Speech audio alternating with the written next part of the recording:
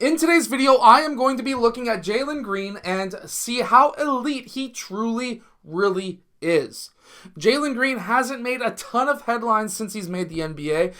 A couple of days ago, he did have a 40-point game. So let's get down and let's check out Jalen Green and see how good he really actually is. Because Jalen Green is something special, and he essentially went pro straight out of high school, essentially. So let's check him out, because he does some things that we can all do in game. Now, really quickly, if you want to be able to become a better basketball shooting player, make sure to go check out my basketball shooting analysis down in the description below. Okay, so right here, he's calling for a screen. He gets his screen, and he gets the switch that he wants. You always want a switch, especially if it's a 5-on-2 or a 5-on-1 switch. That is extremely important, because now he can make this player dance. While yes, this player is a bit taller than Jalen Green is much quicker. And that means that he can do these quick drag dribbles, these quick jab step backs that he does, that allows him to create the distance between himself and his defender. And if he knows exactly, obviously he knows exactly how long it takes him to shoot the ball, and he understands exactly how long it's going to take this player to be able to recover out to him to block his shot, he's able to get his shot off before that player can even contest that shot. While that is a contested shot, Jalen Green understands how long it takes for this player to be able to recover out to block the shot. So really, in my mind, it's not even a contested shot. He knows how long it's going to take that shot to get off. And yes, he made that shot. Now, this is why screens are so important. Jalen Green is a shooting guard. He is a number 2. His teammate is a 5. He's a center.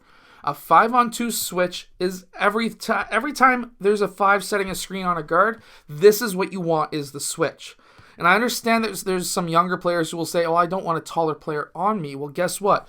You have a massive mismatch. This is a mismatch if he was to post up, and this is a mismatch because of your speed. Big guys are generally not as fast as guards, which means that he's going to give you a little bit more space than normal. You could get the 3 up.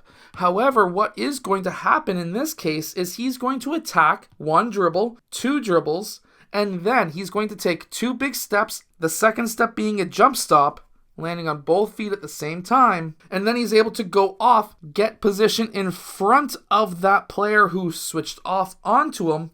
He gets his body between the defender and the ball, so the defender is unable to block his shot without fouling him, and then he's able to make that left-hand layup. I still don't understand why the Washington Wizards switched off on Jalen Green so much. You would want your man to fight over top of this screen or fight underneath. Fight some way through that screen, because you do not want a slower, bigger center to be trying to defend a smaller, faster, very explosive guard. This is probably why he dropped 40 in this game. However, when he got that switch, watch the distance that he gets.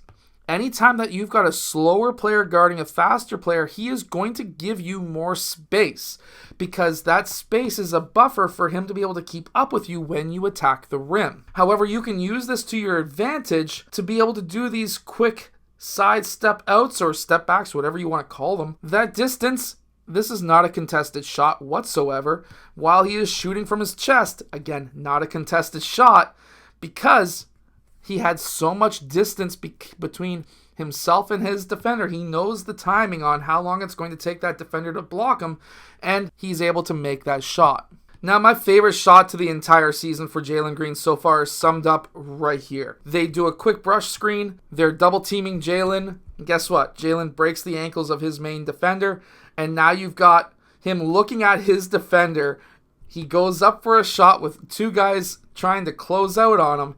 He's able to turn around. He knows it's going in. He looks over here to see the referee signing for that 3-point shot. He's already at half court. The ball's not even in the rim yet, and he makes a swish. First off, the confidence to be able to hit a shot like this is extremely high, but he's able to figure out the timing of his defenders when they're closing out on him, and because of that, these shots are going to continue to drain for him.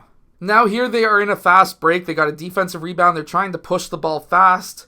Obviously, they are up with like 6 minutes left in this game, but anytime you're in a fast break and you've got somebody spreading the court, you need to be able to get that corner man that ball. He could have easily drove middle, got it to a teammate. However, his shot's on. He's got so many points so far in this game that the rim probably looks like a beach ball could fit into it right about now.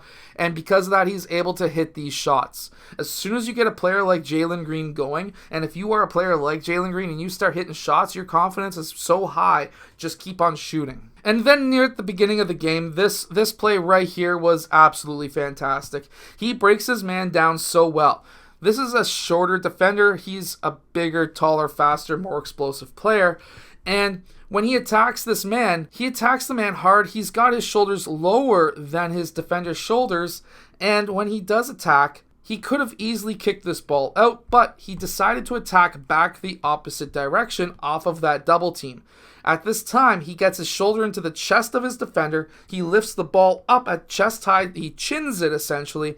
This is actually a very powerful move. There's not many players who are going to be able to steal this ball from you. And because of that, he was able to finish with that reverse using his body as a shield yet again. I hope that these tips help you become a better player in basketball. If they do, hit that like button and subscribe. And if you want me to analyze your basketball shooting form, make sure to go check out the link down in the description below.